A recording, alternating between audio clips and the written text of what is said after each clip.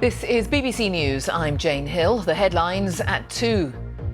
Boris Johnson defends the government's decision not to impose further COVID restrictions in England before the new year and says as many as 90% of people who are seriously ill haven't had a third dose of the vaccine.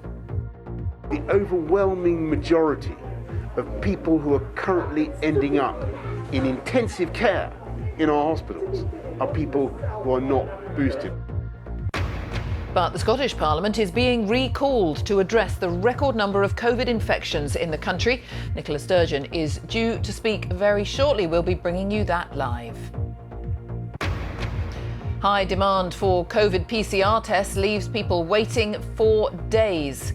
Pharmacists are warning of patchy supplies of lateral flow tests as well. And in fact, we are going to go straight to a virtual sitting of Holyrood. We believe the First Minister, Nicola Sturgeon, just started speaking.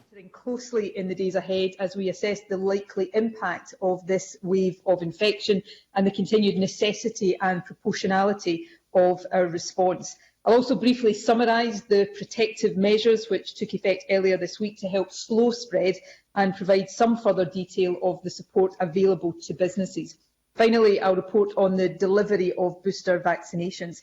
First, though, today's statistics.